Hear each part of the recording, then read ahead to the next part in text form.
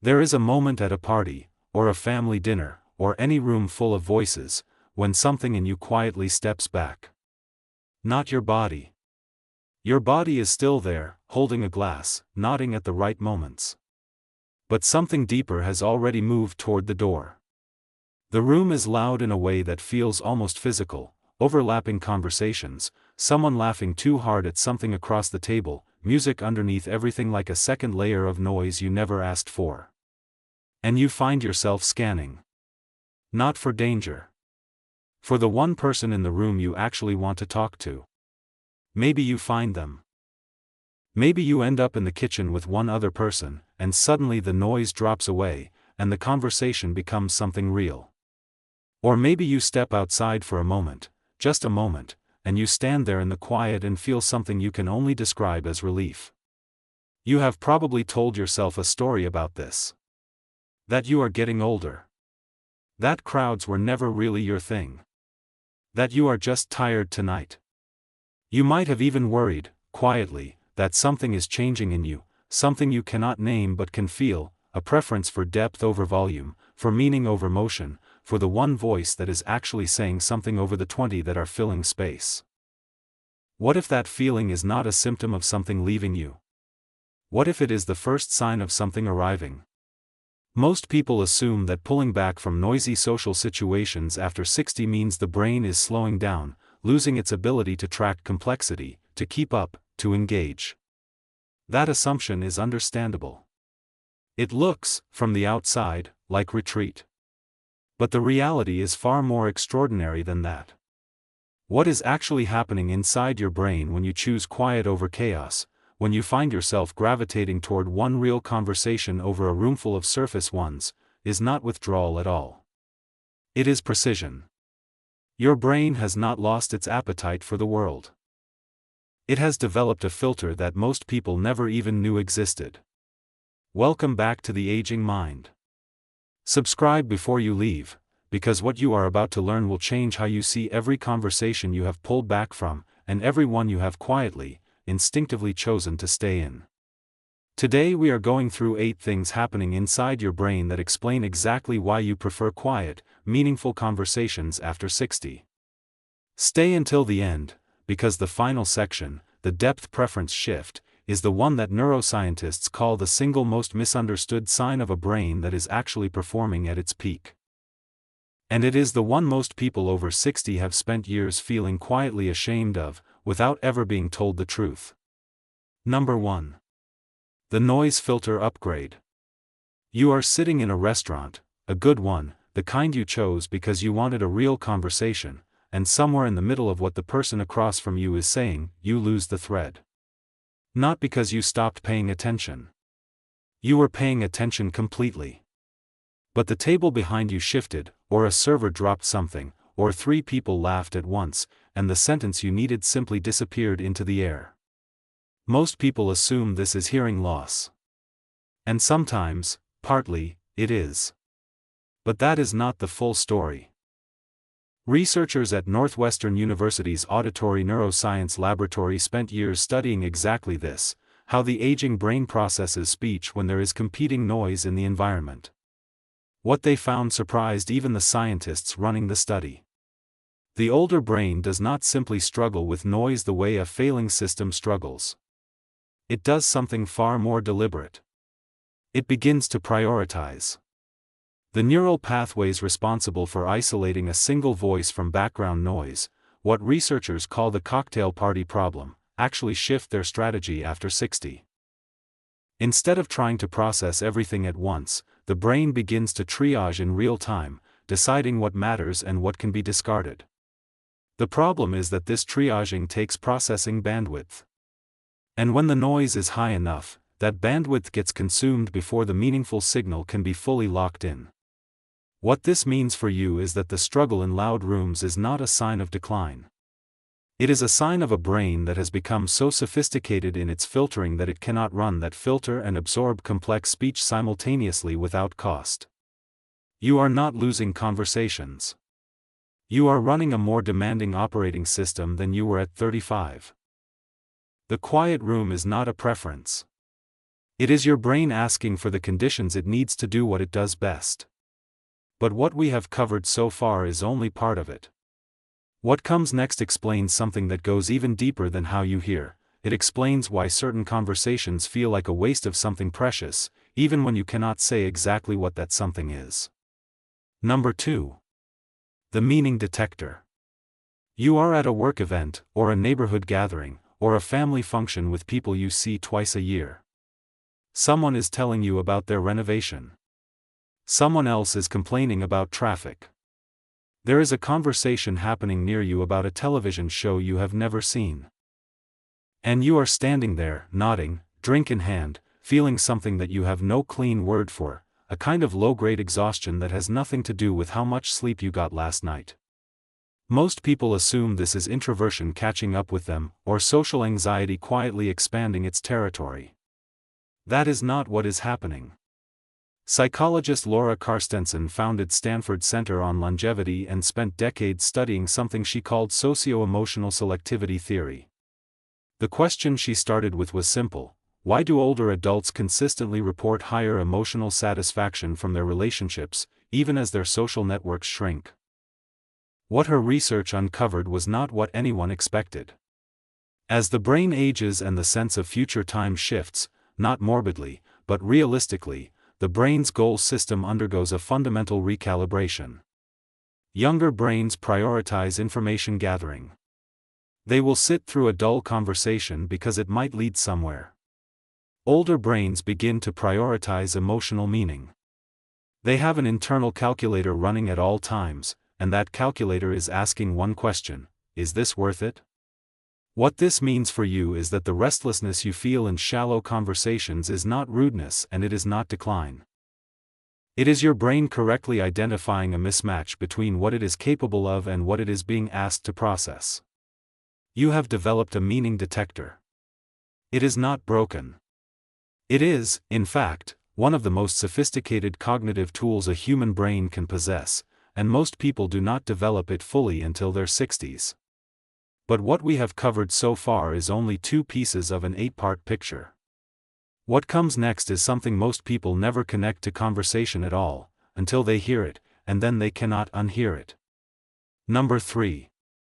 The signal-to-noise calculation. You are at a family gathering, a big one, the kind with 3 generations in one room. And without consciously deciding to, you have migrated. You are sitting with one grandchild, or one sibling, or one old friend. The rest of the room is happening around you like weather. And later, driving home, you realize you barely registered half the people who were there. Most people assume they are becoming antisocial, that the mental energy required to work a room is simply beyond them now. That is not what is happening.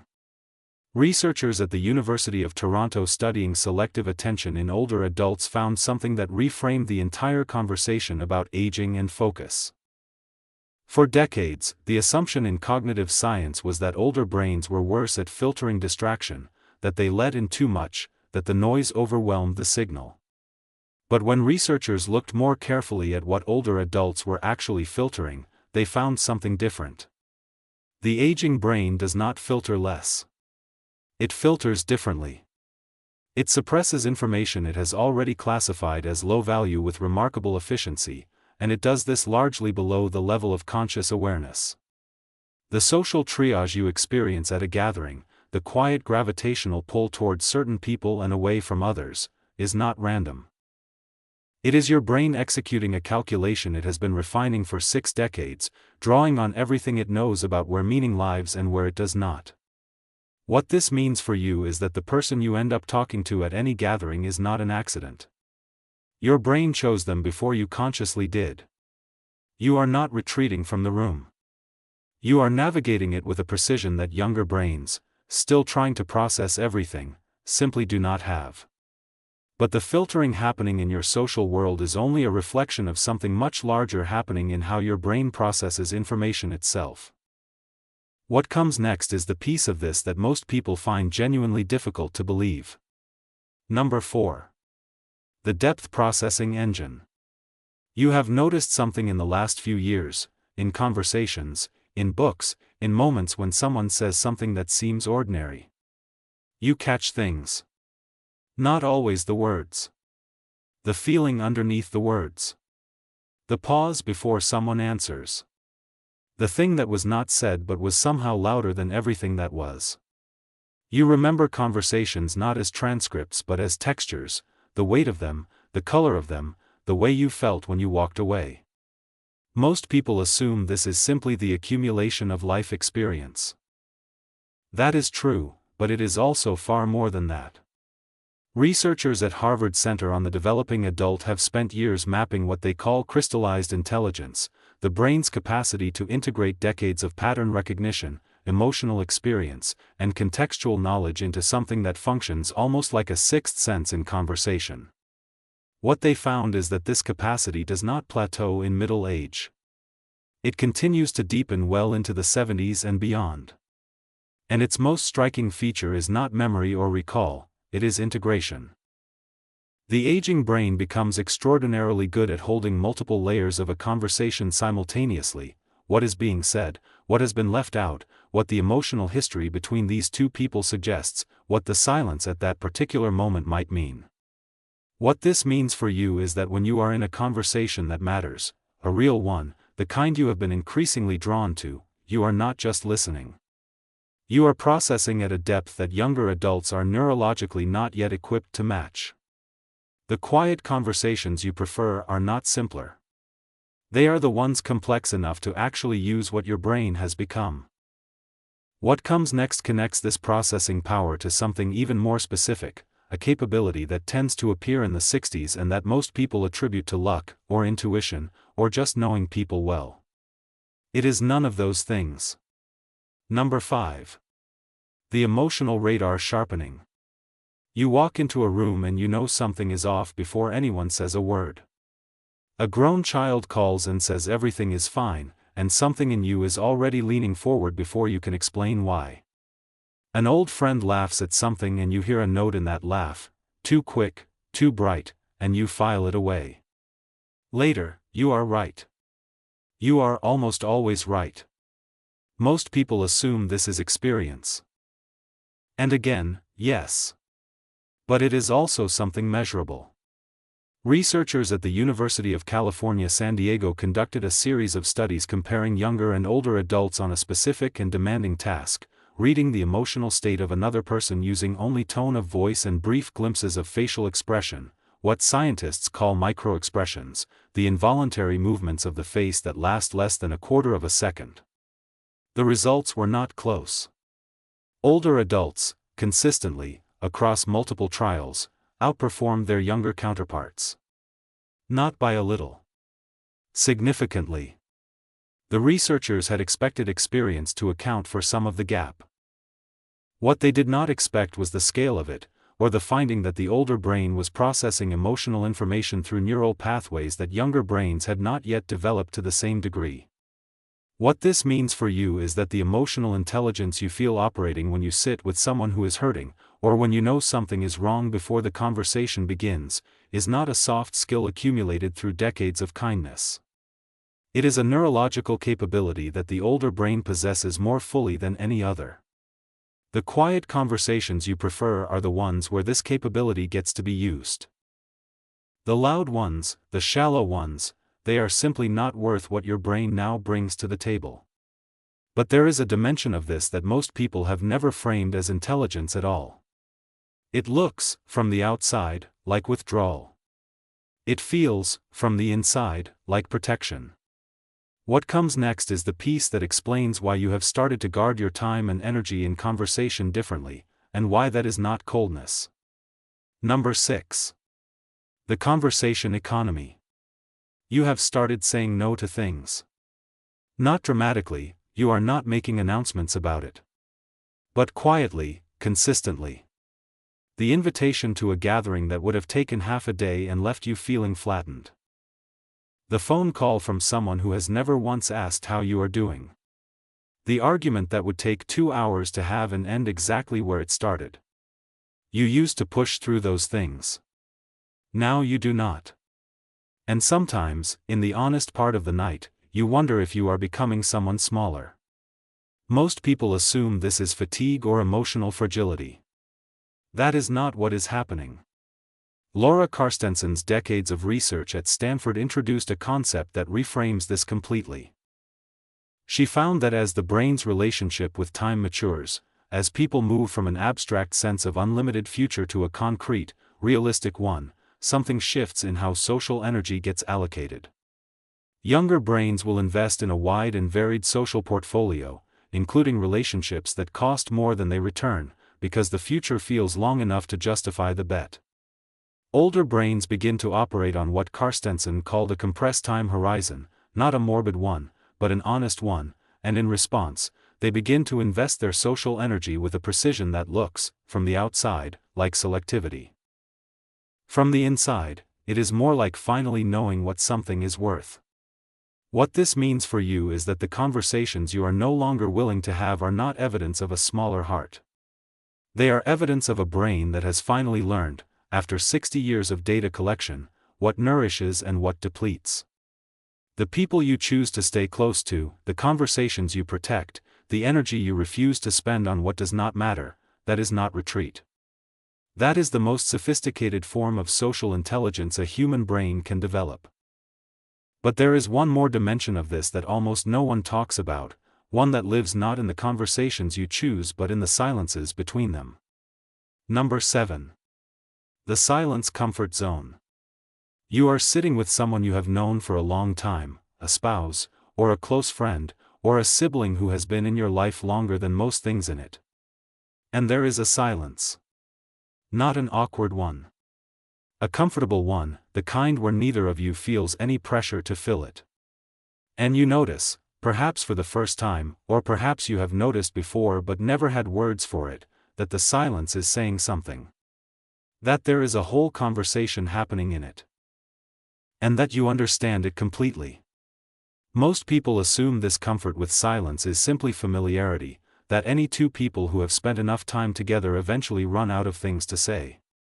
That is not what is happening.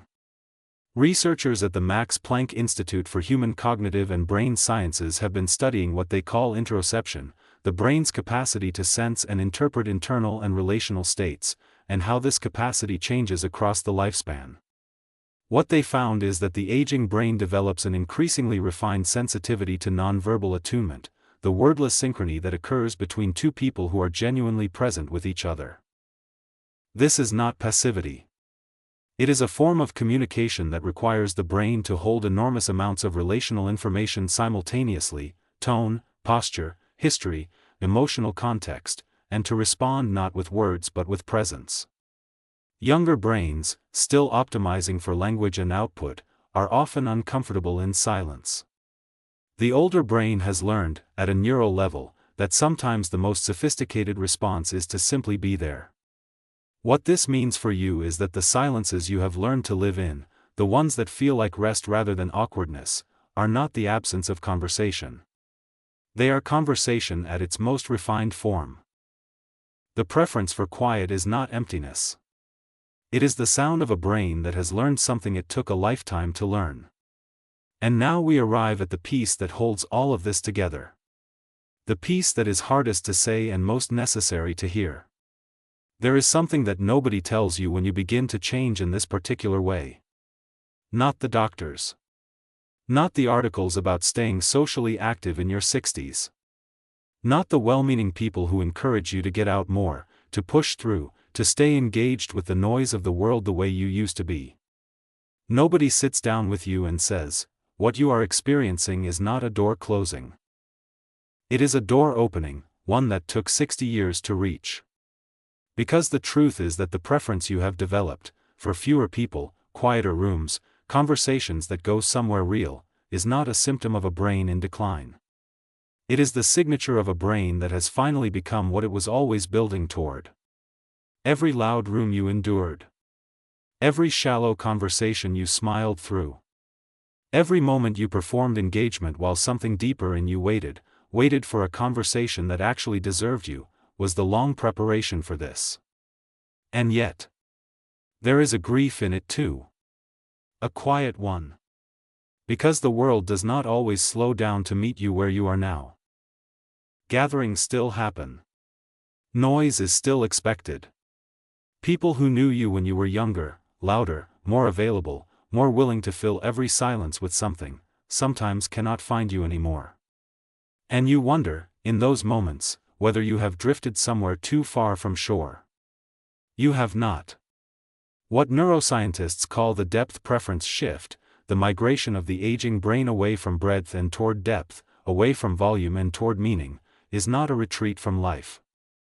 It is the brain arriving at the purpose it was designed for. The conversations you choose now are not fewer because you have less to give. They are fewer because you finally know what giving actually costs, and what it is worth. There are people in your life who have felt this in you. Who have noticed that when you do sit down with them, really sit down, really show up, really give them the kind of attention that has a weight to it, something in the room changes. You have been doing that your whole life. The difference is that now you know what it is. And you know, finally, that it belongs to you. The quiet was never the problem. The quiet was the answer, arriving slowly, the way the deepest things always do. Tell me in the comments, is there a conversation you have come back to, over the years, not because you had to but because something in you knew it was worth it? A moment with someone where the silence said as much as the words did, or where you walked away knowing something had actually passed between you? You do not have to explain why it mattered. Sometimes it just did. I read every one. I will see you in the next one.